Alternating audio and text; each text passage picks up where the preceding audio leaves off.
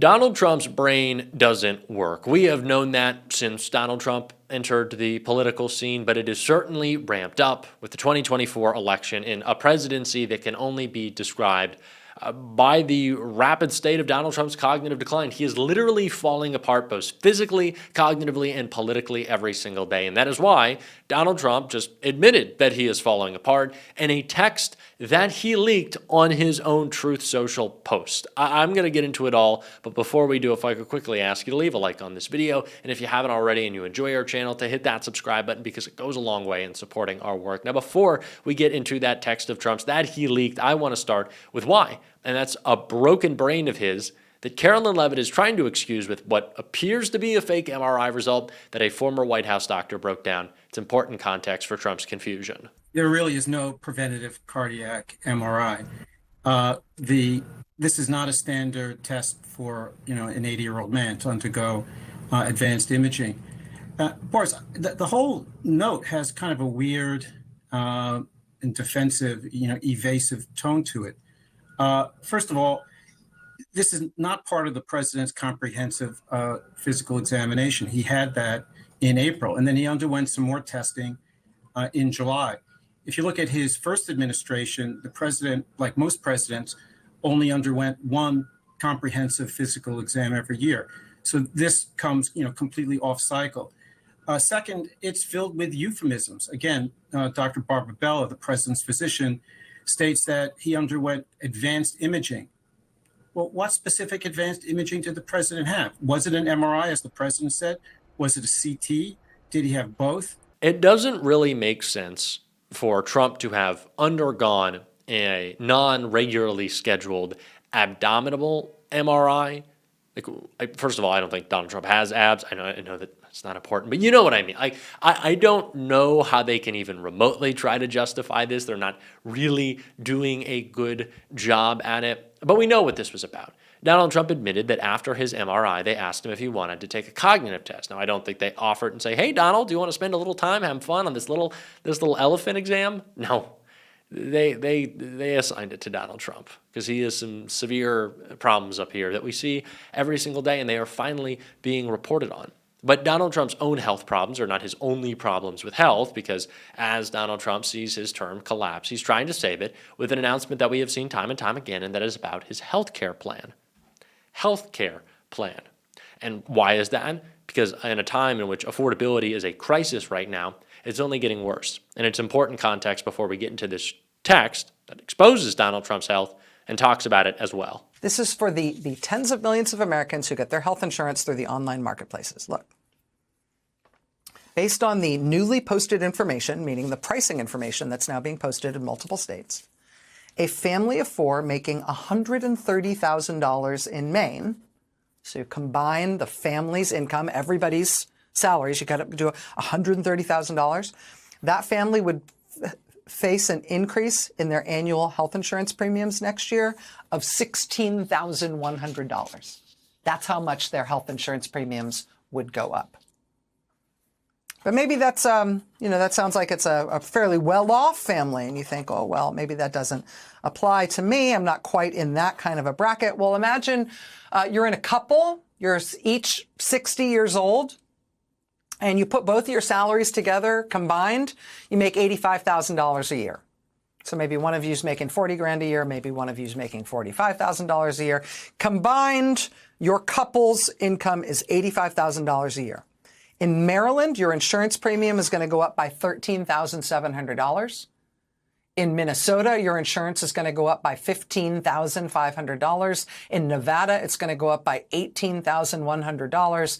In Kentucky, the increase for you guys as a couple will be that you are expected to pay an additional $23,700 per year. That is the amount of increase we are looking at in people's health insurance premiums.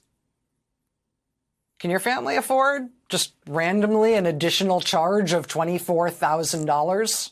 Premiums are skyrocketing. Donald Trump is kicking tens of millions of Americans off of their health care, and he just doesn't actually care. He never has, he never will. No matter how many times he tells us that a plan is 2 weeks away, it is not coming because he does not care.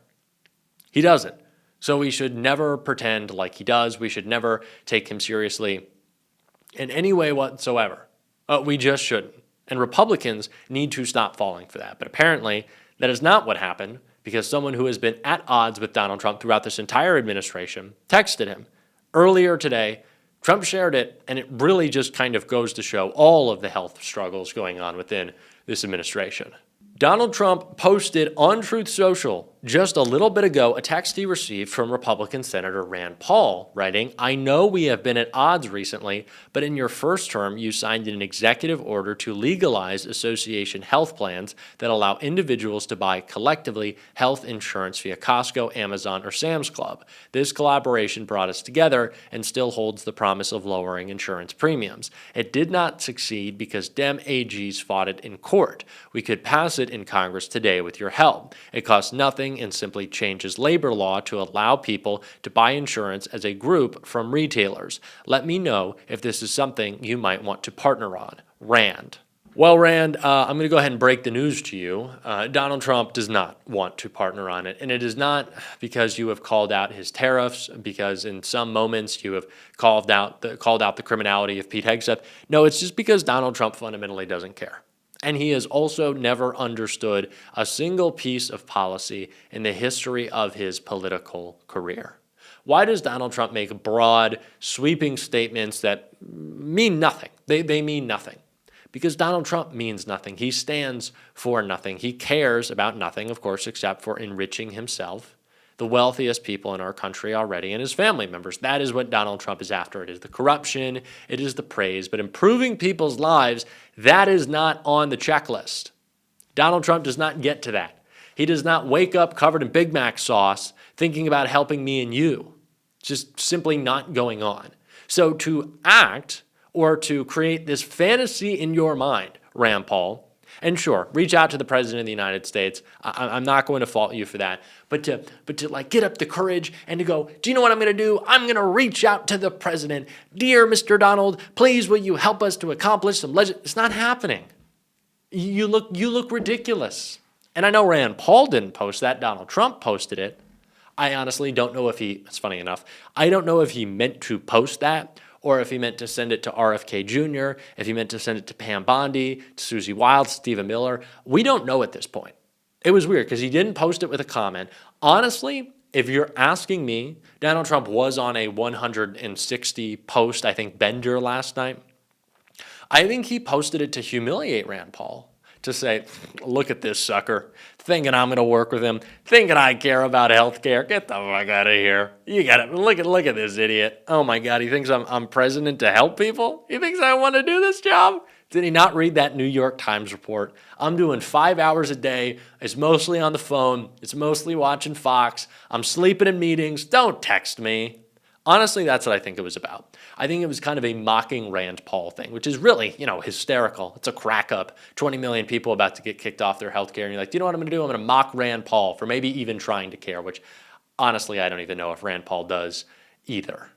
Well, let's get real. I'm tired of anyone taking these Republicans seriously. I just am.